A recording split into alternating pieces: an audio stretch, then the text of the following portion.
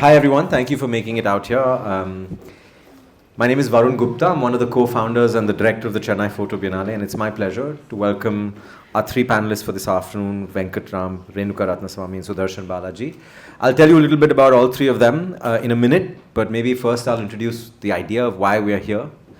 The panel today is called Transcending Boundaries. Long story short, it felt clever at the time, but the real reason transcending boundaries, what it means to me when I came up with this idea of the panel, was that often as photographers and someone who has been a commercial photographer myself, we box each other. The market boxes us. We then tell each other, I'm a fashion photographer, I'm a food photographer, I'm a commercial photographer, or I'm a fine art photographer. And it's all these labels that then make it difficult for us to then imagine any other kind of practice. So especially to the students in the room who are on their way to discovering what kind of practice. I mean, I think it's very important that today's conversation sort of hopefully will get through about how these lines can blur, right? Because the more you work in your practice, often you're trying to break those self-imposed or market-imposed boundaries. And I think that's, to me, what's today's conversation, I hope it's going to be about. So I'll go and introduce our three speakers, maybe in the order of they are here next to me. I'll start with Venkat. So I think those of you who are already familiar, I mean, he needs no real introduction in the work. If you live in Chennai, some of you do, I think you must have seen at least one photograph made by him at some point in your life. I don't think it's possible to have escaped. If you've gone to the movie theaters and those jewelry ads have flashed, one of them is probably likely taken by Venkat. He's known for his mastery in creating magic with light. Each of Venkat's images is meticulously crafted and is considered no less than a work of art. I think in recent years, which is very interesting to me personally, is that I've been watching and learning as Venkat has started blending his commercial practice with personal projects. And that's something I hope that we can talk about more today. Next, I'll talk about Sudarshan. He's popularly known as the storyteller for his creative portfolios and for fashion film videos. He's been working in photography as a professional photographer for almost 16 years. And 16 years ago, he's self-taught, which I think is very, very interesting and impressive at the same time, that he's a self-taught photographer who has now made a career out of this medium for the last 16 years. One of his specializations, which is very exciting, is underwater fashion photography. And it's a very niche area of photography in which he's one of the thought leaders. He's also been working on different kinds of photography as well as digital art, apart from his main interests, which are fashion, portraiture, and still life. And finally, but not less, or not least, Renuka. She's graduated with a fine arts photography degree from the prestigious Brooks Institute in California. She specializes in portraits and fashion. And Renuka seamlessly blends creativity and professionalism to showcase the essence and personality of her subjects. In addition to professional work, Renuka pursues fine art photography in her spare time, exploring new concepts and pushing artistic boundaries. Inspired by human connection and subtle beauty of everyday life, she aims to highlight emotions and tells compelling stories through her work. So I'd like to start out, and how I'm going to structure this panel is we're trying to try to keep it slightly more relaxed. So we have a couple of questions that will go around in no particular order, whoever would like to jump in first. And then we have some questions specific to each of the artists right here. And then maybe we'll do some rapid fire just so that we can keep it interesting. So my first question, which I always like to start with, because I think as artists, as photographers, while we've done 100 things and we are planning to do 20 more things in the future, I always like to ask the question is, what preoccupies you right now? How would you define your practice today? Which I mean today, I mean the last 18 months and the next 6 months. What does this period in your life look like from a creative and a professional practice perspective? Maybe Renuka, you'll start first. There's a mic right in front of you. So for the last 18 months, I've been an assistant cinematographer, which has been a little bit of deviation from my path. Because I've been doing photography for so long, you tend to get blocked. So I was like, I want to do something else. I did that. I've shot movie posters. I shoot my kids. I shoot portraits. I shoot my cat. I shoot everything, literally. So yeah. Past 18 months or less than that, I've been learning a lot of AI and using the Unreal Engine and getting into virtual production. So doing a lot of lighting for that and reading a lot of that with that, the new softwares and the new technology that they've been using to do shoot virtually. So I've been learning a lot of that. With VR. Yeah.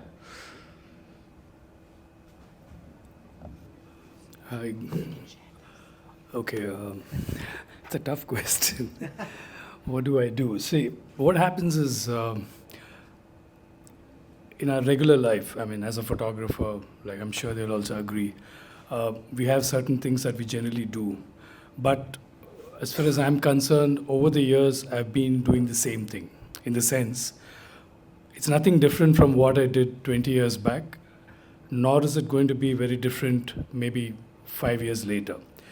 The thing is, one is, of course, we all try to keep in touch with technology and what's happening and things like that. But what happens is, you're always trying to dig into yourself, every time questioning yourself and checking whether what you're doing or what you just done or what you're going to do in future is going to work for you. Okay, there's always that trying to understand that whole time frame, the past, present, and the future, because you're not in any of them. We think we are in present, but we are actually not. It's also moving. So it's always this, this thing of, always digging into something which I cannot really explain and say I'm doing exactly this, but it's more of a mental thing where you're always thinking, what is it that I've done? Because what you've done is what you've learned. What you're going to do now, I really don't know. But again, my future depends on my past and the present. So it's not about, I wouldn't say I'm referring something, or it's just that what can be different, every point of time, what can be different? What is it that I want to do? What is lacking? So this is a thought process. This must be going on every day.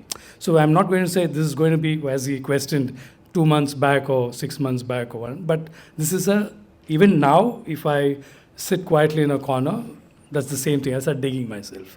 So that's how it is. And I think for any creative person, that's very, very important, that you need to keep, creative people, you need to keep digging into, yourself to find something there. I don't know what it is. It will be different. You might find something now and it's nothing specific, but just keep digging into yourself. That's what I do. Thank you guys for that first round.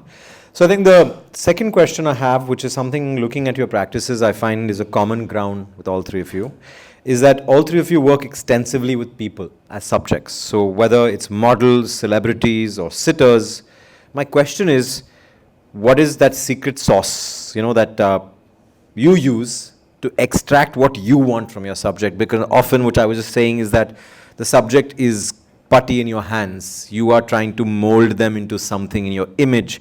They are part of either a concept in an advertising shoot, or they are in some cases, they are just a beauty image and they are then a personality. Or in some cases, when in celebrity work, Sudarshan, for you, they are larger than life, and then they are the subject, and there's nothing else that matters. So what do you do to make them, in your mind, perform to your expectations? Please bring in some anecdotes with some person. You don't have to reveal names if you don't want to, but bring some anecdotes. It'll make this more fun. Is that, without names, you can tell us a little bit about how maybe in a certain instance something might have happened, what you did, how you reacted, and try to remember something that you can make, it'll be insightful for us. Maybe Sudarshan, you can go first on this one. Yeah, so when I started to shoot with big celebrities first, to bring out a point here, I've attended Sir's masterclass, and from his steps, he's told me something, that the difficulties that he's faced or how to handle a personality on the shoot location, right? So I've kept all that in mind when I did my shoot with this big star, and I had to make sure that we have very less of their time, and I have to be well prepared. And there was no tantrums or nothing. It's just about they always know if you could crack this or no. Like, are you able to handle the situation to take your shot? Are you able to get your shot right? They know that if you're doing the job right or not. So I did my homework of knowing what kind of shoots he's done or what's his body language and how he's looking at, how's my team responding to whatever he wants, to make him comfortable before the shot. And for me, it's something like I think I'm confident to a point like where once I know that I'm going to get my lighting right and set everything straight, and I take a test shot with my assistant, and then I see it, and then I go show it to him, and he knows this is exactly what's going to come, and then that's when I know, okay, now it's just like after the first 2 clicks and we are just on a roll. And then I make sure that the celebrity just gets very comfortable with us, and then in between I go talk to them, understand them more personally, and I'll show more of my work, and all that happened, you know. There were a lot of pressure. There was quite a lot of pressure when I started to shoot with big celebrities. But no, I've seen him work, and I've heard a lot of things from him, and that's how I started, and I've always mentioned this. So. How they handle, because they have a friendship with them, because they know them for so many years, and we are like just coming in and just, doing the shoots with them. How they see us now is something I really want to know. So, and that's when I become good friends with them. I don't take selfies. I don't get starstruck. I make sure we stick to the job and we know what we're going to get, talk to the director and the concepts and designers and everything, and make sure we get the shot. And that's when they also feel like, okay, these guys are quite serious at work, and then the ice breaks and we start to chill with them. So yeah, it's quite a process, but I think so. What you're saying is, for working with celebrities, one of the secret sauces to not get starstruck. You have to keep the job, because they keep seeing those kind of people all the time, right? Like the moment you see them, all they want is one picture, right, or an autograph or something. But whereas when you're working with them, you have to make sure because as a photographer, I need to direct and get my call for the shot. I can't do like, sir, do whatever, I'll just do burst mode. I can't go, because I have less time. I need to direct my shot with them. I need to ask for it. Like I said, I don't want to bring names, but all the big stars have been very, very sweet. I thought they'll be like very, serious and all that, but no, they were all fun. So much fun there was. So, and that broke my eyes, and I'm like, okay, now let's just shoot and party. Renuka, you want to go next? Do you want me to talk about just any portraits? The thing is, I know you do different kinds of portraiture. Yeah, so I've shot celebrities, I've shot families, I've shot little children. And I think the key is to just talk to people and get them comfortable, especially with portrait work. Like, for example, you do a 2-hour portrait session with the director.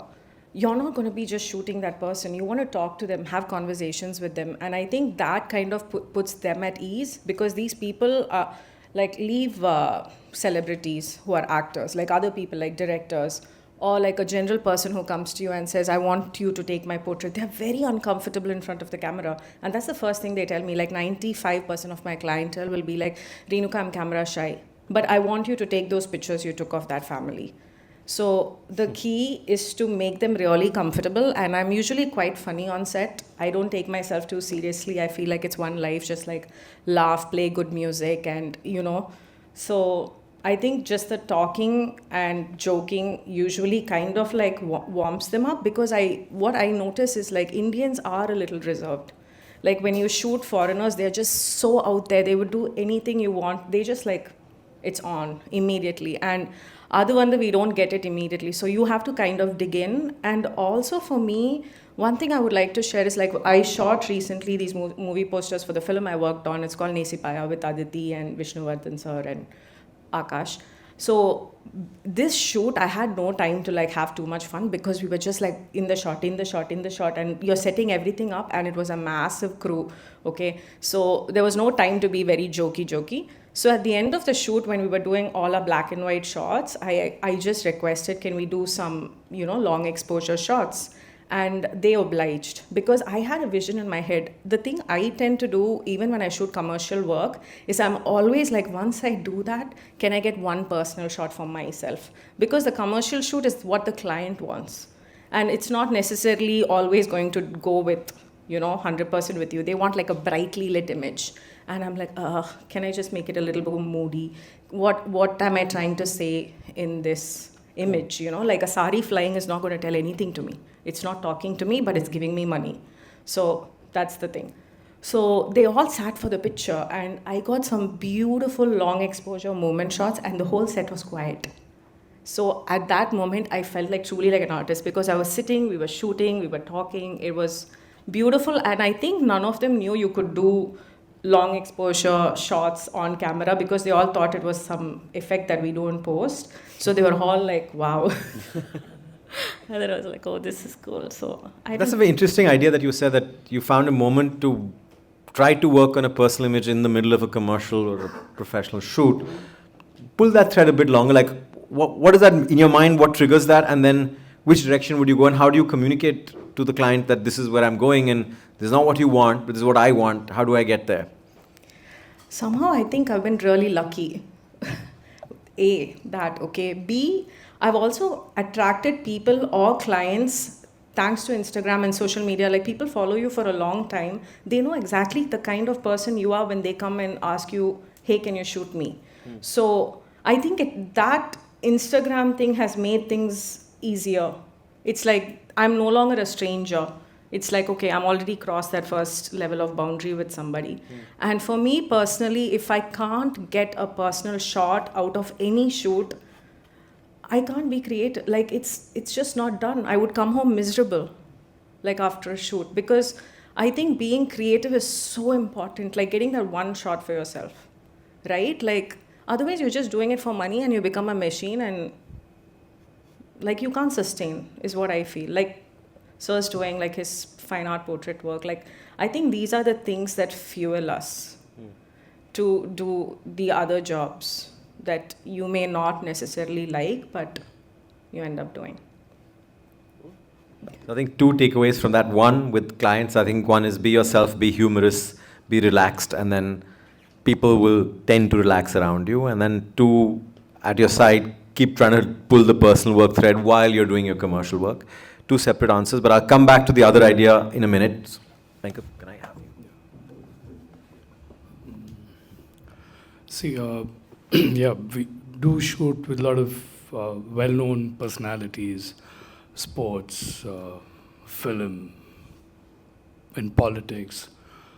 But what happens is, as both of them had mentioned, Sudarshan has also said that don't be taken away by who it is, So see, what happens is, fortunately and unfortunately, we are all so tuned to films that we've seen a certain star right from a kid. And then moment they come in there, and you're like, for a second, you're kind of dumbstruck, because it's very psychological, okay? It's not that you want to be, but there's something within you, because right from a child, you would have seen someone, okay? For all your life, you wouldn't have even seen your parents so much on screen and stuff like that. So what happens is, psychologically, what I'm trying to say is, a photographer needs to be a psychologist. I always say, because you're not a cinematographer, you're a photographer. Photographer becomes the director, photographer, everything. I mean, he or she holds the, the whole thing together. So what happens is, in a set, in films, you have a director, cinematographer is not bothered about the dialogues, because I don't care a damn. I light up. I know I'm brief with the director, this is the moment and stuff, I do my job. It's the same thing. There are a lot of other departments in film. But in photography, it's not like that. You are in charge of everything, from production to the food, to everything. You are in charge in your studio. So what happens is, you need to be a psychologist. Whoever, it could be a star, it could be a sportsman, it could be whoever. You need to understand who they are, what they are, and try to create an ambience which would suit that. If it's a kid, like she was saying, if it's a kid, you create an ambience for it. You don't put that huge, dark, black place with your regular music playing. No. You make it friendlier. You can't have a dark background. That kid will get. We've had these issues earlier. I mean, kid comes in and is stunned with this dark background, the lights, because you can't see. So you need to change your atmosphere according to. See, what is very important is get that shot. So to get that shot, if you got to shoot that kid come into a studio like this, which is really dark, they're going to get very claustrophobic. They're going to get very scared. A 5-year-old kid, so 4-year-old, 3-year-old, 2-year-old, whatever. So as a photographer, you should understand moment there is a child to be shot, what are the things you need to take care? The music, the ambience, some toys, some funny things, maybe someone to come and make some fun, make the place lighter. So whether it's a celebrity or a baby, doesn't really matter. It's for you to understand how to create an atmosphere to get the shoot, to get it done smoothly.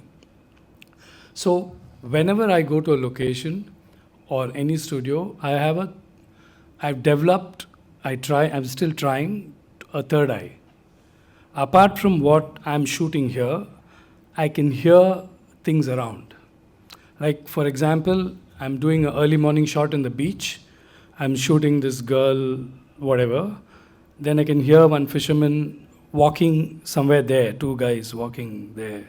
I know they're coming for trouble. I mean, because we're shooting there, sometimes some guys are drunk. So as a photographer, I'm not into, hey, come on, do this bullshit. You can't do that crap, okay? You are responsible for that location. So I can see them coming. So my mind, apart from this, is running.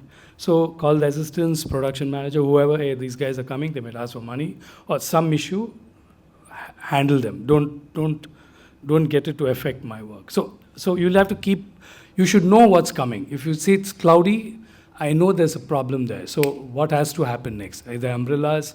Are there something to cover your equipment? Whatever. See, that's what it is. It's not about, oh, it's a sunny day, I'm just going to shoot. No, you cannot expect anything to go smoothly, at least here in India. Anything can happen because of people. I've found it happening in every shoot in the locations. Every shoot, something or other will happen. Something or other. So my tension is not tension. When I shoot, it's not just about photography. Photography is about 40%. 60% will be this thing going around. I'll see one cable jutting out like a tapeworm there. I know the star or kid will trip and fall. See, that's what I'm trying to tell. Something protruding. That is enough to screw your shoot up. If that person falls, you're done. It's back up. So it's not about what you're doing, but it's always about you need to know what's happening around you. You need to be very, very aware of your surroundings in terms of security, in terms of whatever, getting the things right. So for example, if I'm doing a nude shoot, I should understand where the girl is coming from, who are the people around me, how to make them comfortable. It's not about sending nobody goes hides. Everybody is there. The girl is also there.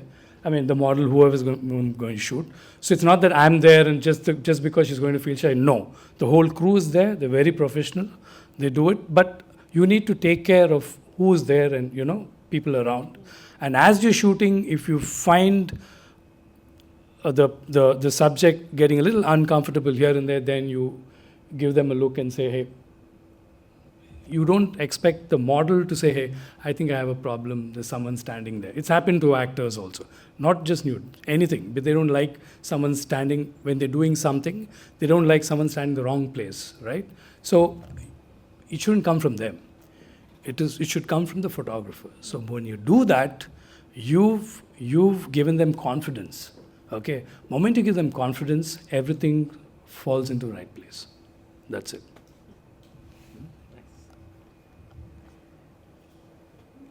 Guruji, basically, like you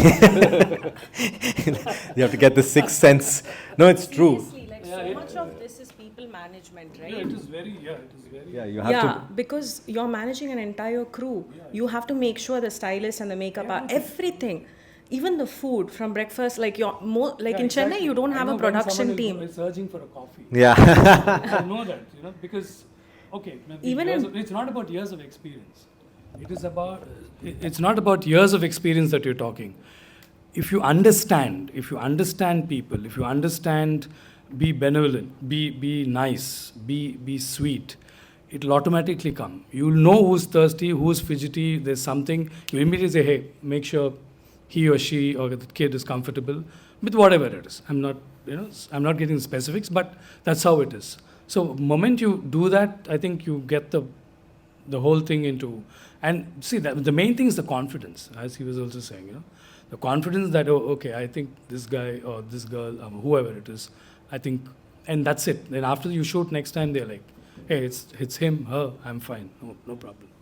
So that's how it is. So always keep your, I'm not a Swamiji, but I'm just saying, you need to develop that, whatever you call it, sixth sense or nonsense, I don't know, but something, you need to develop that thing. Don't see what is in front of you, but always keep your ears, everything open around you. Not only in photography, in life, generally. If you're traveling, you should know who's walking behind you, what's happening. That's what it is. Awareness about your background. In work, politics in work, students, whatever. I'm just saying, I'm not saying it's only for photography, but you develop that overall. So it'll help you in your work as photographers, as you grow, it helps you. You are dealing with advertising agencies, you're dealing with production houses, you're dealing with so many people. So you should also know, because they're going to come back to you, what is your relationship with them. So all this confidence is the only thing which will build your future. And also adding one point to that, I recently shot with Mr. Ranveer Singh, the same thing what he said. I was well informed about what he needs and what kind of shots we are going to do and all of that. So, and just who's going to be there and how many people and all of that. So his team wanted to know how many people are there in my team and what kind of shot we're going to go and backdrops and everything. So he was well known before he came on the floor to shoot. From there, I understood that, okay, this actor likes all of this and I have to make sure everything is in line and nothing goes out of hand. You won't believe that shoot was, say, 45 minutes. 15 minutes to show him the first few shots, and the rest is all just clicks. And we were done with it, But all this planning helped us. The confidence and, there was no time for selfie, nothing, just the shots. And so because now it was Ranveer Singh for me, and I was nervous, but I didn't show it. So, but honestly, I did go back and, it was like, all these points that when Sir has mentioned in his masterclass, they're like the kind of celebrities he handled, how to not be starstruck, everything helped. So this is something that, when all of you guys go shoot with a big star, when another star is looking at your work, they'll be like, oh, he's handled such big celebrities, I'm sure he's going to handle this as well. That's the confidence they're going to get to give you the project. So, yeah. Thank you. Yeah, I think I've known Venkat for a long time, and I know he's been a big proponent of this idea of developing this sixth sense. And I think it's very important in, like you said, in life as well as in work, because often, and it's very easy to think, oh, my job is to set up the camera and take the pictures, and somebody else is going to deal with everything else. But nothing can derail things like just not having breakfast on the set, right? And then something as silly as that can then explode 3 days later into the client running away and getting upset. And then, yeah, recently I stopped shooting, but my wife is a stylist, and she was saying that they forgot to organize breakfast, and then 1.5 days later, the client just threw a tantrum, and the answer was very simple. There was no time to eat, and people having low blood sugar can get upset. And so I think those are things you need to work with. So I have some specific questions for each of you, and maybe then we'll come after that to a quick rapid fire round. Time is ticking, so we'll try to keep it moving. I think, Renuka, I'm going to ask this question to you. So I think it's very interesting.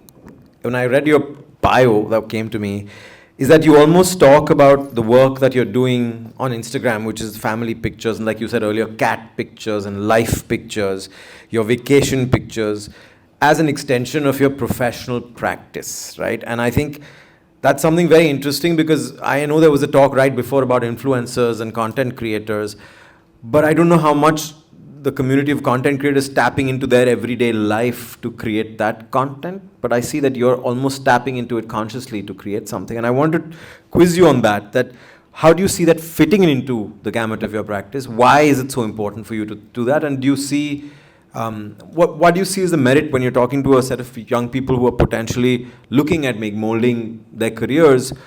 What is that meaning of the intersection between the personal and I don't mean personal work, I mean personal life. Yeah, and how does the life intervene with your professional practice, and why do you feel it's important? Because I think you feel it's important, but tell us. Wow, no one's asked me this before.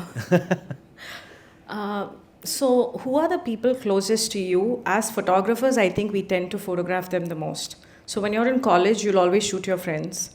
And then when you're married, probably your partner becomes your muse, and then your children. Also, when I was when I was studying, there's this photographer called Sally Mann. You guys should look her work up. It's like incredible. There's that one picture of that kid smoking the candy cigarette, and she lives in a farm. This is my ideal life. Like, I want to live in a farm. I want to live close to nobody. And she just photographs her family so beautifully. Because the way I look at it, when I'm 70 or 80, I'm not going to look at a beautiful model that I shot and feel anything for it. It's a picture. For me, a picture tomorrow is like somebody's samosa, what they're going to eat in that. But this is something that talks to me, right? It like speaks to my heart. And I think it's important to photograph the people in your life. And they become my muses. Like, my husband's a big muse of mine. My children are like, when the light is gorgeous, like they are so photogenic. And I'm like, I have a DSLR. So I'm like, yeah, let me go shoot it. So, yeah, I think I have a really bad memory, like very shitty memory. So I think when I look back at these pictures, it takes me back to that moment of like what happened, like how I felt. Like, even in the picture, like sometimes the kids will be like, no, I don't want to. But, you take it and then you remember what happened in that thing. And I don't know, I think I like to make everything around me beautiful.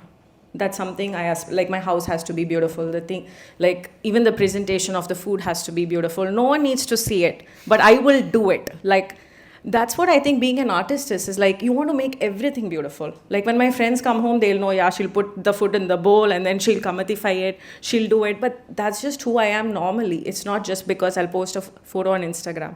That's just how I eat every day. So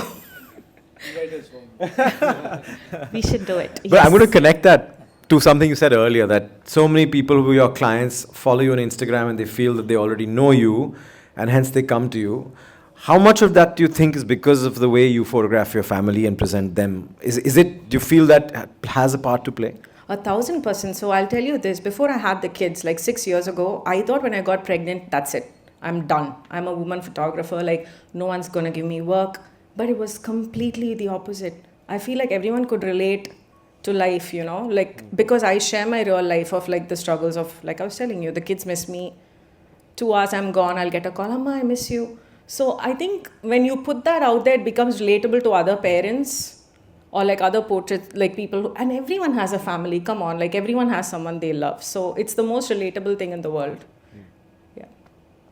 Thank you for sharing that, because I think that's very important, that just because you're going to want to be a professional photographer doesn't mean life has to stop. And often there was a time before Instagram where you maybe could have lived that life, but today it's okay to be vulnerable as an artist, and it's okay to project that vulnerability out in the world and see where that brings you. And it's a new place, actually. It's a new unforged territory in some ways. And Sally Mann's a wonderful example. In fact, I'm sure most of you have looked at Sally Mann's work, but if you haven't, please go look that up after this. And I think so much of it has to do with honesty, right? Like, when you are honest with like your internal work, like what you were saying, the digging, when that work comes out, people can relate, because feeling and emotion is universal. And when you put what you're feeling on the outside, there are like so many people feeling the same thing, so they connect with you on that level. Yeah, no, I think that's very true. But it's very interesting that you mix your personal life with practice, because it takes a lot of courage to do that, I find. And a lot of people, funny enough, especially men, find themselves that they don't want to do that. And I think more and more, I feel that's a future in which it's part of your work. And you're very right. I mean, my personal practice, I don't have a commercial practice anymore, but my personal practice is entirely my friends and family, and that is all I shoot. I stopped photographing anything else but the parties I go to and the people I meet and I hang out. And I think eventually when I'm 70, that's what I'd want to mine for gold. I really think so. Venkat, I'm going to ask you the next question. You know, I think it's very, very interesting that in some ways I feel, having known you for so many years, that you reached some kind of an inflection point in which maybe through the rut of what you were creating every day for clients, you found the need to break away and break back and find and claw out a niche of personal projects, right? Which is not easy when you're sort of known and you're busy and there's work every few days and there's assignments and there's pressure. What drove you to that point to make that decision? What was that sort of turning point? What then, I'm referring to two specific projects. One is the Raja Ravi Varma inspired photographic project, which then became a calendar from what I know. One is that project, and then more recently I see the foray into the series called Bear, which is the nudes, which I find is quite bold, especially someone with your background of working on these, you know, especially in Tamil Nadu, with the kind of jewelry photography that exists, and there's a certain sense of aesthetic that I can understand or I can empathize with as a photographer, how that sits on your mind all the time, and that you try to strip that away from your mind and go a different direction to a project like Bear.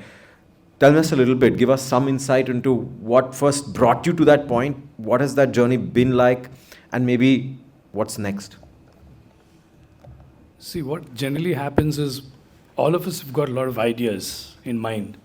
And then due to lethargy, due to whatever, we tend to kind of, lots of ideas pops up every day, every minute. It comes in and then you're busy with other stuff and it kind of goes away. Let me start with the Raja Ravi Varma thing. So it was actually done almost in 2014 or 15 for a fashion show for Prince Jewelry. They did a fashion show with this Raja Ravi Varma characters with artists walking on the ramp to raise funds for Chennai floods or something like that. So at that point of time, I happened to shoot Kushbu for one of the attires, and Suhasini wanted a picture of that, so I just happened to do it. It came out well, and that's it. Then we said, oh, let's do that later, and that's it. It was forgotten. So after 6 years, when I was going through the archives and I saw this Kushbu's picture, and I said, okay, what is it lying here for? I've just kept it because we're going to work on it later. Then, and I called Suhasini and said, can I just post this? Anyway, you haven't used this. I said, yeah, okay. So I asked Kushbu, are you okay? So I just posted it. When I posted it, the kind of, the reaction I got was mind-boggling for me. So I said, then why am I sitting on this? So immediately, within a week, I called up Suhasini, went, met her at Chemias. I still remember sitting there with I already done my homework. Who's doing what? Which character? What? And got about 20 pictures there. And these are the paintings. These are the artists. These are the ones which will go. We sat there and said, and this was November, end of November. Okay, so we have only December, just 1 month, to shoot 12 stars. 11 stars. So she said, it's not even possible. Everybody's busy. I mean, no. I said, let's try it. Let's try. So that's how it is. So then by Jan 18th, we finished it. Shobna was the last shot we did. And a month later, February, we released the calendar. So what I'm trying to say here is something that's not possible because it's involved stars. They're all busy. And then, of course, the styling and the props and I mean, it's too much of a head. It's a 6-month project. It's a 1-year project for you to plan stuff like that. But because of desperation, we have to do something. You get to do. Let's do it. Let's see what happens. Maybe it'll take a little longer. So I went around convincing, took up the phone, called them up, say, you have to do this. I'm sending you this picture. Try and see. No, I'm not sure, but I'll be in town. The usual, I'm not blaming them. Of course, you can't say, come next week, I'm going to shoot you. So it started. So moment I shot one person, I send that picture to the next person. It's as simple as that. Yeah. They saw it and said, oh, wow, okay, let me do this. So at the moment I saw the second, third person, moment I started sharing this among whom I wanted to shoot, it kind of started activating the whole process, and then we were able to complete the shoot.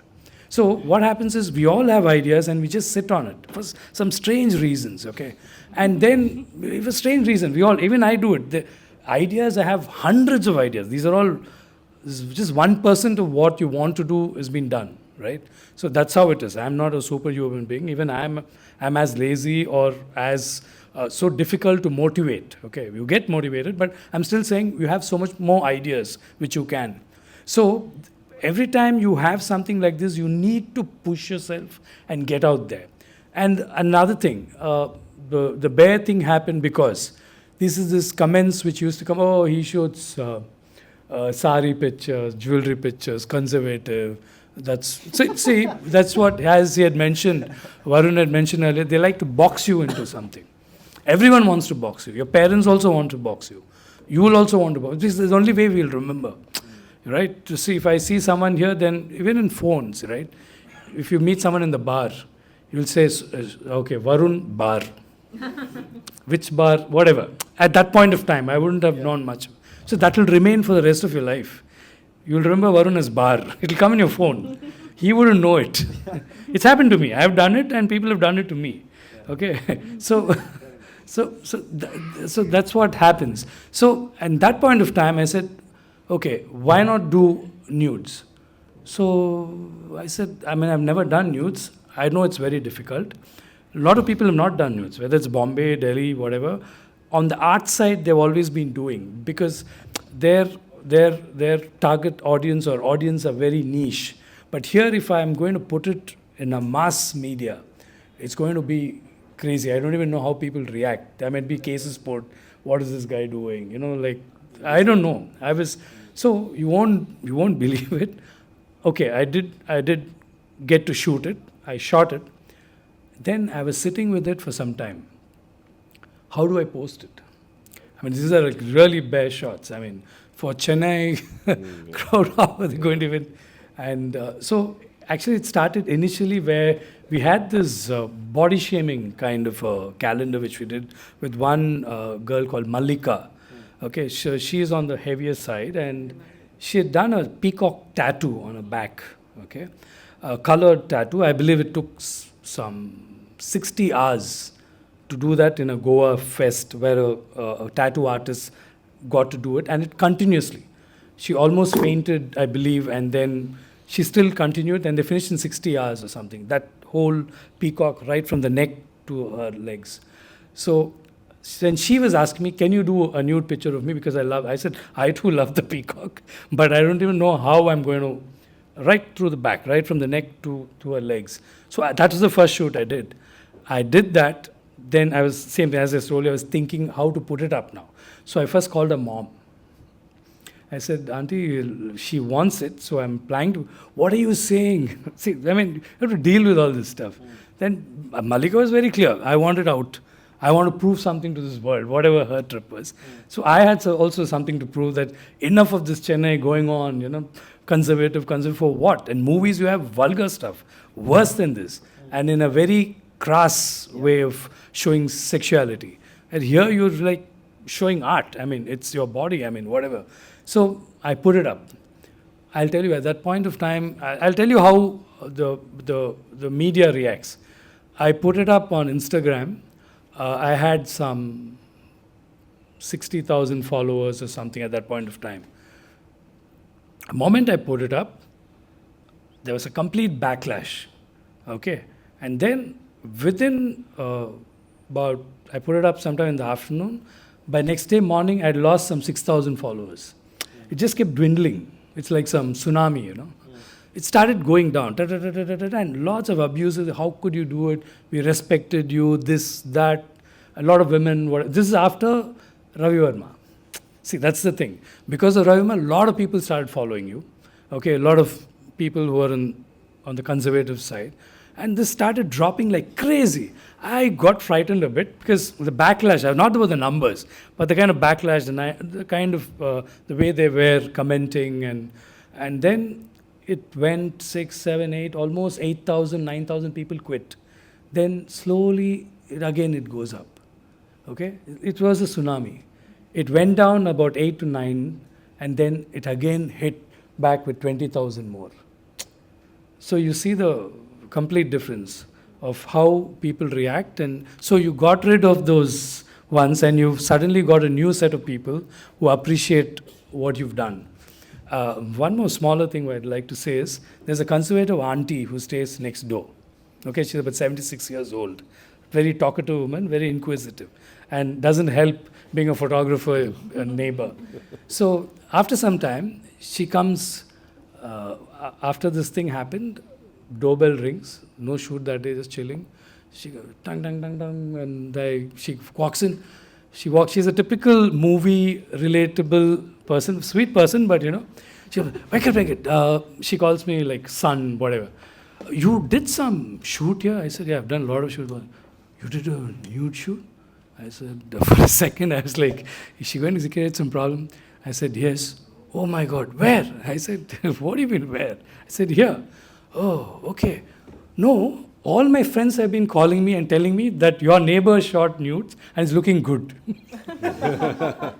Okay, so, and see, the thing is, she's a typical conservative Telugu Reddy woman, but the way she appreciated, she's come to appreciate it. I didn't know that. Then she said, it was so good. It was so nice to see this picture. I'm feeling so free. And all my friends, her friends means all 70-year-olds or 60 or whatever. It's a freedom for us. It's a freedom because there's nothing wrong in it. She's looking lovely. That tattoo looks beautiful. And it's so nice, but no one would have, brought it out. So then I get a call from another dance teacher, okay, whom I've shot for, cricketer Shrikant's sister, okay. She's a dance teacher, okay. She's saying, look, I want to tell you something on behalf of my students who are all below 15 years of age, okay. That she doesn't know. They've told her, uncle who shot our pictures earlier has shot this. It's looking lovely. Please tell uncle. So the kind of repressive thing which is there, they're all frightened for, I don't know for what, but that fear of, so that day it was freedom for a lot of people because, shit, this bugger in Chennai has done something. Not because it's me, because I was also frightened, but I'm just saying how many people are kind of restricted and repressed to you're not doing anything wrong. You're not robbing the country. You're just doing art, So I'm just saying, when you have something challenging, go ahead and do it. Don't worry about what's going to happen, okay? You're not killing anyone, you're not, you're not robbing a bank, you're not nothing. It's just creative. But don't be worried about smaller shoots. A lot of people are worried, what will so and so say, don't worry about it. They don't care, okay? It's up to you to experiment, whatever. It could be, see, I'm talking about nudes. It could be anything. You must be very comfortable shooting food. There's nothing wrong in you trying to shoot people. Or you might be very strong in shooting people. You want to do food or you want to do something else. Why not do it? So it's not like photography is all about, as he said earlier, I'm a fashion photographer, I'm a food photographer, I'm a portrait photographer. A photographer is, as far as I'm concerned, a photographer is a photographer. A photographer is someone who is able to pinpoint something very interesting in a nook and corner of this huge universe and find something interesting there and pull it out and show it to the people. Because I have that eye. I have the eye to see something interesting happening and then pull it out and show it to people. So being there, it's up to us to try and see how we can transcend this particular the fear in all of us. It could be anything. Even some people, no, I don't even like to shoot. I don't know what people will say. Doesn't matter. Nobody cares. Just go ahead and shoot. It might look shitty. Doesn't matter. Put it up. Okay? There'll be something new about it because you think it is shitty. But because you're only telling a story, right? It's your perspective because they have not seen your perspective. It might be very different. That's how most of them come up. Biggest artists have come up because they've come up with their own perspective, okay, which they think was shitty.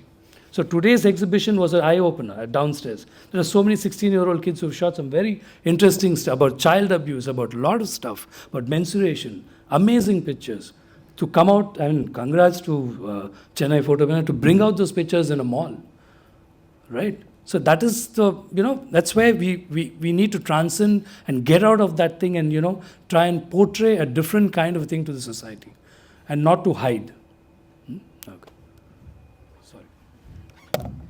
Thanks, Venkat. Actually, that's a very important point, and I'd like to add to that. Just one thing is, it's challenging and it's amazing to see the kind of the applause you receive and the support you receive when you do something outside your comfort zone, and especially in a city like Chennai, where often you're fighting in your own mind this conservatism that's been thrust upon us for so long, right? And I think I will say that if you haven't already, you must go visit the Sunil Gupta retrospective at the Egmore Museum, because that show really is pushing the boundaries of what has been done in public art. It's a show about 40 years of queer life across 3 continents, India, Canada, and the UK. And obviously there are no nudes there because it's in a public space. But what it does is, like you said, brings freedom to an entire community of people who have not felt it before. And I think that's really special in what also art and photography is able to do. I'll move on from that rather deep place to ask you, Sudarshan, a more tactical question, because you referred to it in your answer before, and you also alluded to working with Ranveer. High pressure environments, no room for error. You have 40 minutes, 30 minutes sometimes. You have to produce an image. You have to shoot hundreds of images and then hope like hell that you've got the one. What does your prep look like? Like, how many days, how much time? What's the kind of routine and the regiment that you impose on yourself so that you can go in and be ready for that 30, 45-minute window opportunity that you get? What all do you do? What does that look like? Is it lighting? Is it, you were saying, what do the client want to eat? Or what are the kind of universe that you prepare for? Speaking of Ranveer's shoot, I did go through all his pictures before, and when they had given it to me, I had to see the purpose of the shot. He was wearing Manish Malhotra, and we had to give some pictures for him, and his own personal Instagram is going to upload this picture that I'm going to take.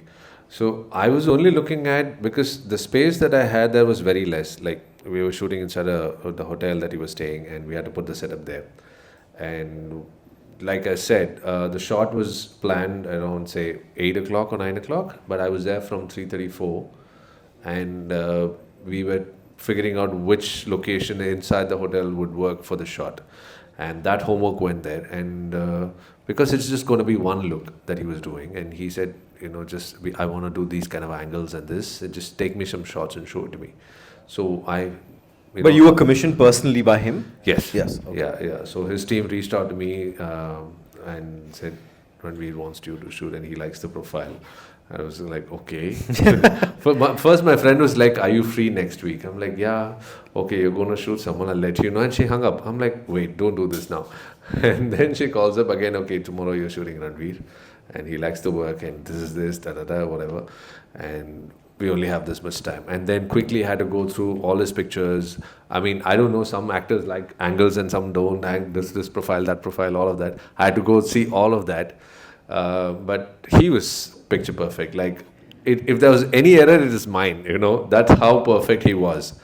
He finished his workout, swimming and all of that. He was just there with his mush, and everything was perfect. There's no editing required. But that's the pressure, and the kind of protocols that his team told me, I had to follow that, but yeah, the energy was the same, like, as you all think, loud music, speakers in his hand, full energy, walked in, and what I was thinking was like, okay, it's going to be a very serious shot, click, no. Full volume, like max volume on his speakers, and Ranveer walks in with like one proper Punjabi music. He walks in, he's like, hey, Sudarshan, fuck, let's go, buddy. And that's it. And we were like, click. And he saw the shots. I'm like, fantastic. Okay, let's do this. This is done. And finish. And he was out for another event. So he finished and said, okay, dude, I'll see you in Bombay. Come, let's chill. I'm sorry, I'm not giving you time. And that's it. The lift closed, and we were all like, it's over. I forgot my selfie, bro. But yeah. So. But does it always go like that? Because that sounds No. This shoot was quite fast. So I didn't know it will go like that. But that's what his team also said. He likes even if you give the pictures fast to him. So you won't believe. So 9:30, 10 we finished the shoot in the night. By 12:31, I had to shortlist the pictures, send it to his team. 3:30 a.m. I got the message from him, the selected images. 6 a.m. I was done editing and sent it back to him. This is how it went. And then I think he was uploading some other pictures, and it took 2 days for him to upload the pictures I shot. But yeah, the prep goes like that. Like I go see his earlier works, the lighting and what he likes, and what kind of posing that he does, all of that, and just go with that. I don't show it on my face, but I'm like, okay, I know what I have to do. And then once he sees you getting good shots, and then you're on a roll, both of you together, you can do something.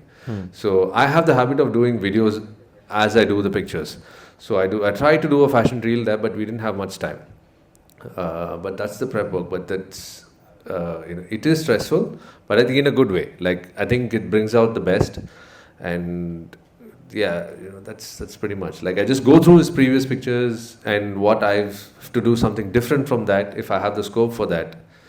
That I do. I like sir said, like we have to stand out from the rest. What are we doing in this shoot to make sure this picture stands out from the rest of the pictures? Like adding point to that, like underwater fashion that's how it kicked for me. Something that nobody's done. I did my first underwater in 2011 with my Nikon D60. I had a case for it, and those are the pictures I submitted to Behance first. And those panel of juries, they asked me the EXIF of the file, the raw pictures of the file. I gave them because they thought it was shot in GoPro. I said no, I have a case for it. And then they displayed the work, and that's when I got the first best photographer from Behance, and then it was consecutive for like 3 years. So that's one thing that turns heads and makes people remember you with that work. Like Mr. Vijay, with him I worked him for the greatest of all time, that movie. I shot the posters with him. When I met him for the first time, he saw all my work and he remembered the underwater shot. When I met him second time, he's like, hey, you're that underwater guy. I'm like, yes, sir. That's it. I'm like, okay, I think I'm doing that. Because when I shot the underwater, when I showed it to people, they were literally asking, my first shot with one of the top models in Chennai, Pradhani, I was hesitant to go talk to her and ask her for a photo shoot, right? So I go ask, and she was like, okay, what are we shooting? And then she's like, is it something interesting? Then I'm game, let's collaborate and all of that. I said, it's underwater. She's like, let's do this. And then, you won't believe, even after I shot the pictures, I kept it, I'm like, now what? I finished the shoot, it's come out well. And I put it up or showed to friends, and there was, honestly, I'm not kidding, there were 2-3 people who asked me, what is she doing underwater? How am I going to explain this to them?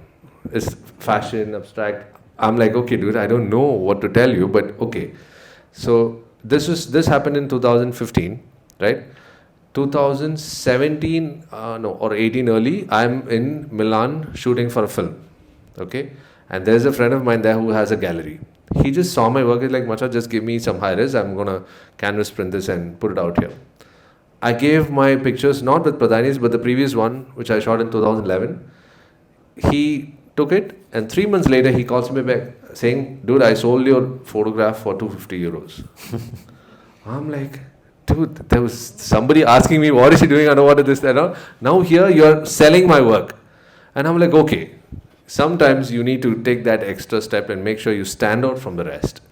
My brand, the Storyteller, stands out because I started doing something that nobody's trying to do, or probably, something is surreal, right? And that's where I made my mark, and I'm like, okay, even if it's a regular portrait, let's do something different with lighting and whatever it could be. Even if, picking up works from Sir's work and all of that, I need to make sure I know my lighting, master the art of lighting, and apply it wherever you see. Make sure your shot, even if it's taken on a phone, it stands out from the rest of the people. That homework, that is always going in our heads, Nice. So, thank you. Yeah. I have a question to ask. Yeah, I could see that you wanted to ask a question. Go for it. Because we're all photographers here doing it professionally. This turnaround timeline, right? Like this is something newly I'm experiencing with celebrity work when they hire you for a shoot.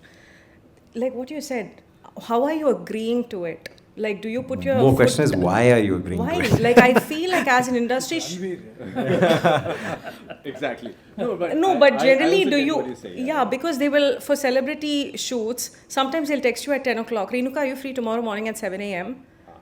And I'm like, no. I have an Like, answer. yeah. So- And then even if you go shoot the shoot, it's like the same day, hey, she likes this pictures. Can you edit it and send it right away? And you're supposed to not have a life, right? Nothing. Drop You everything. Drop everything and you sit and edit so she can post this on Instagram. Like, this is... Do they pay for these shoots? Some of them, yes. I have been very persistent that I will only work if I get paid. So... Yeah, so I did have a lot of calls like that, saying, for you at least it's tomorrow. For me, it's like evening, they're going to this event. Can you just come and quickly take the shots? I'm like, I think after a point, I being very transparent to them, telling them, see, my strength is directing and getting my shot. If the artist is going to get ready and just, I do my setup and you just come, pose and go, that's not how you can have any photographer to do that. For me, my strength is I want to direct and do something that nobody's trying to do or something different, that's all. And again, the budgets, when I say, even if it's a very bare minimum budget, they'll be like, why just this? Or like you said, if I say no to a shoot, when I say, if it's okay, let's collaborate on the post. They'll be like, oh no, collaboration I charge. I'm like, dude, I also charge for shoots, right? so they should also know that we photographers go through a lot. Like she said, like it's everything going around for that one picture. We work a lot for that one picture. Like sir mentioned, like we think about every production that goes, every single thing there, to make sure we get our first perfect shot, right? But I hope, they see this and they think about it. But yeah, like, that's how I say. I actually started to tell them no, Like, you have your time frame. Give me my time, like at least like say 2 hours straight, and we'll plan the shots, do something different. Then we do about this. We can't just do it in a rush, and I can't give it to you immediately. I thought first it's like, oh, you give them pictures immediately, they're going to be like, oh, not bad. Huh? He took shots, he gave it off immediately. No. No, that's Counterproductive. That's first okay. Now it's no. We have a lot of things to do. Okay, so if anybody has any questions, maybe you can prepare yourself. So now I'm going to ask some quick rapid fire questions. You can pass the mic around and answer those for me. I'm going to start with something. Rate these traits in order of priority for you. Punctual, meticulous, creative, consistent. I'll repeat. Punctual, meticulous, creative, consistent. I think consistent. First priority. Second. Yeah. Like in order. Sorry, I went Punctual, on for too meticulous, long. We've been creative. talking. My brain's like, frozen. Yeah, I think consistent, punctual, meticulous. No, creative. Meticulous can be Last. Okay. Same, like punctual, creative. Punctual is most important. Yeah. Do you hear that, everybody? Punctual is the most important. See, I mean, with the shoots, I think being punctual does a lot of things. Even if they delay, we know like, I was here on time. Then we have the upper hand. The upper hand, so be punctual. That's also you will know what the situation is there, what the atmosphere is like. So, Venkat, what about you? I think all molded into one. All molded into one. Nothing goes without. Straight Babaji answer. Sab cheez chal. Seriously, round of applause. Okay. What are the longest hours you've had to shoot on one particular project? Rapid fire. You have to answer immediately. I don't know. Must be about 48 hours. 48 hours, non-stop, no sleep. Maybe more also. which was it? This is something for ponds that we shot years back, tabletops. So we had to churn out ponds, cream, the cold cream ones, the talcum powder. So we're doing a brochure for them. So we had to shoot this continuously day and night. And I still have a cut mark here Scar. where I almost fell asleep and crashed into the glass. It was backlit. And we had the products on the top with this powder to make it look like snow and stuff. And I So tired you crashed into it. Yeah, crashed onto it. We need to sleep. Yeah, that's why. So That's why I It want to ask the happens, question. yeah. Yeah. What about you, Darshan? Around 48 hours, yeah, for a film. For a film, okay. Yeah, with Mr. Prabhas. So. Okay. And you, Renika? These guys are pros, man. I'm nothing. 28 hours. 28 hours, okay. What is one major pet peeve that people on your sets are always mindful of or scared about? Something that gets under your skin? Go for it, rapid fire. Nothing. Nothing, you're so nice, is it? I can't think of it right now. Food. Food, yeah. Food. Yeah. We make sure that food is on time. Food is on Just to time. make sure everybody's happy doing the work. Food can finish you. Yeah. Mess with you, okay? Natural light or artificial light?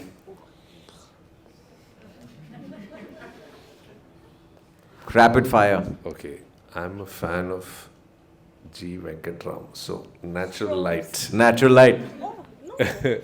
He still Yeah, but his answer strobes, will but that's how he portrays it, you know.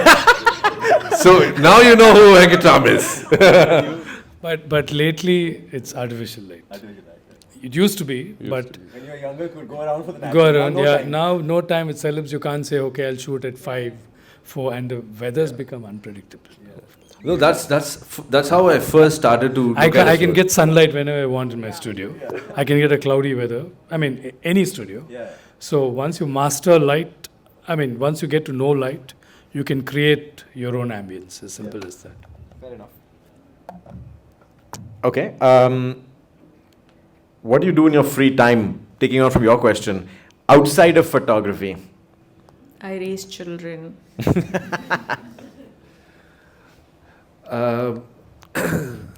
I play poker, I play snooker, and I travel. Travel changed a lot of perspective for me, so I started to travel a lot. Yeah, like, and also to make sure, like, it's not everything is Instagrammable, so just go for yourself. Yeah. Explore, talk to people. So Important. Yeah. And Venkat, what about you? Outside of photography? I watch reels.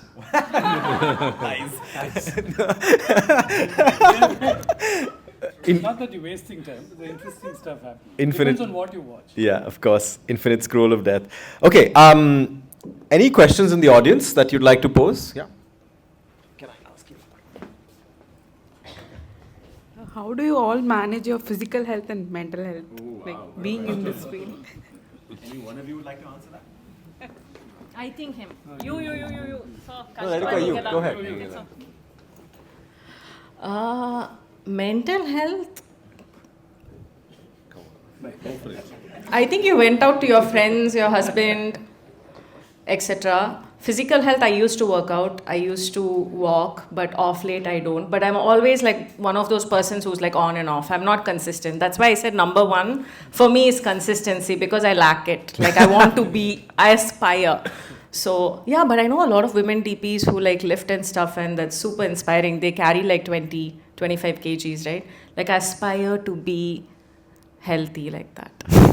So I think Venkat sir is the perfect person. I'm too old for it, so it's okay.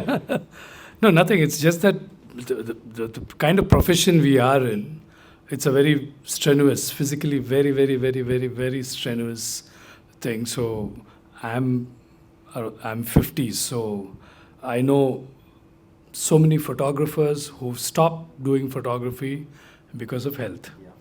So that's the fear. My fear has been, why have so many of them left this field? Some good people in Chennai, lots of places where they've suddenly out of the scene is because back issues, Back pain. issues, stomach issues, these two. They don't eat on time, whatever, and back issue. Because, okay, those days it was medium formats where you're always bending and looking into the viewfinder. And even for cinematographers, so basically, I'm not saying lift weights or something, but do something that would help you to stay fit, so that you don't injure yourself, where you have to give up your love of your life. So after if I have a full 2-day shoot, the next day my massagaka will come for massage. That's the secret. Huh? That's the secret. I like it. Massage. I don't get that, but if I have a shoot the next day, I make sure, the previous night is like, I make sure I get my 8 hours of sleep. So I push myself too much. Yeah. Melatonin. I'm that spoiled sport. Even if there's a house party or something, somebody calls you for some plan or movie or whatever, I'm like, no macha, to have a shoot tomorrow. So that's their look at me. I'm like, what is wrong with you? You sound old. I'm like, no. You call me whatever you want. I have to be on time for my shoot. So making hard choices is important. Yeah. Good. Anything else? Any other questions from the audience? I have one last question which I promised to ask, and I always do. I'd like some practical advice for the people in the room of whoever is aspiring to be a photographer to elevate, or they are a photographer, they're looking to elevate their career to bring it to another level. What's a practical piece of advice? Something they can do tomorrow, something they can do next month or next year that will really help them on this journey, and it could be anything. I want to say something. Create something else to give you a passive source of income. Because, once you're only dependent on it for money and you're a freelancer, it gets really hard. So, try to have a side hustle for sure. Interesting. Yeah, that's for sure. I did that. I was a designer and then I got into this. So I would definitely say don't compare your work. There's too much going on with AI and everything. Just try and analyze what your client wants and what you want to give them and how your work is different, and that's going to make them call you. Just think in that perspective. Somebody should call you. It's just about that. And because there are too many photographers in the city, and phone cameras are becoming on par with DSLRs, and here you need to make sure this person is going to come give you money to take some pictures. How you're going to stand out and make them do that call, whatever it takes. Just don't compare yourself with any other photographers, anything, anybody on terms to photography or films. Just keep doing your work, by consistent and practice and seeing new stuff. Go meet people. Don't just sit at home and go on reels. I mean, you can, but I would feel like going out gives you a whole new perspective. From traveling, I picked that up, so I know that. I really don't know. I think as you go, it'll all fall into place. That's what I would say, seriously. Wow. Whatever you plan, I've planned a lot of things, it never happens. Seriously. 10 years back, whatever I planned, of course, in photography, but work hard. I mean, things will fall into place. So, invariably, it will never fall into place, but keep pushing and try to achieve your goals. Keep pushing, and that's all you can do. It'll fall into place the moment you push. That's it. All right. So I think we'll bring any other questions.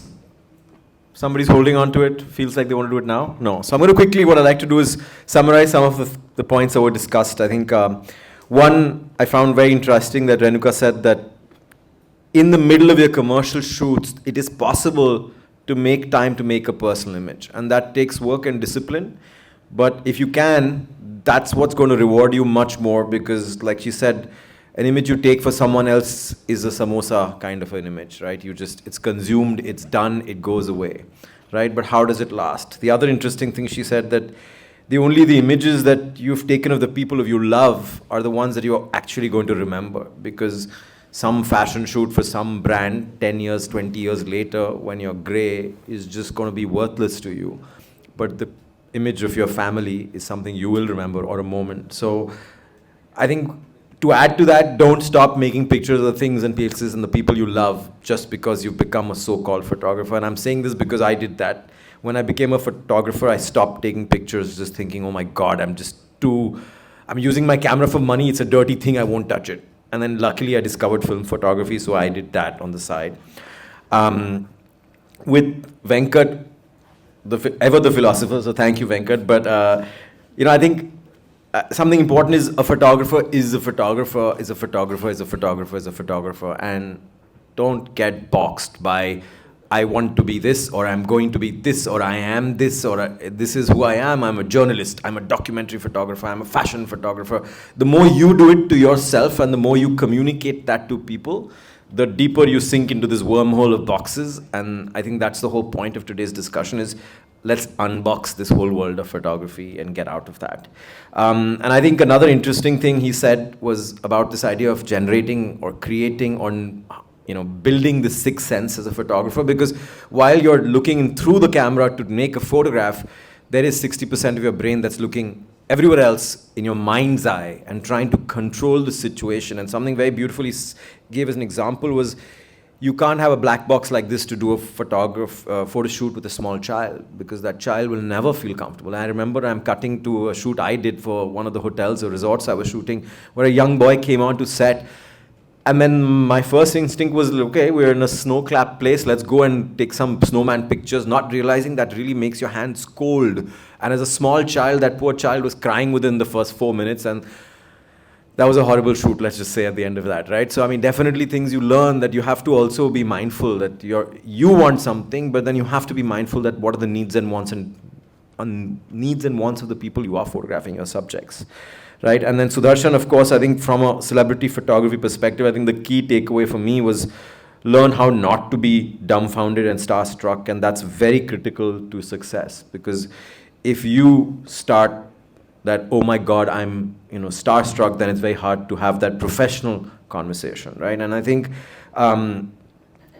the last thing you said for me was most important, which I think we all do and cannot help in the world of Instagram, is stop comparing to other people, right? I think it's one of those things that, unfortunately in college they teach you, show us your references and who do you want to emulate, and then we keep emulating, and then we are constantly comparing, right? And then also don't go with likes and followers and this and that. I mean, followers good, okay, but likes doesn't really matter. Like, there are so many people out there. I mean, I hope the influencers are not angry with me, but yeah, they do buy likes, they do push the campaign and increase the views and everything, but it's not organic, right? So don't go with that.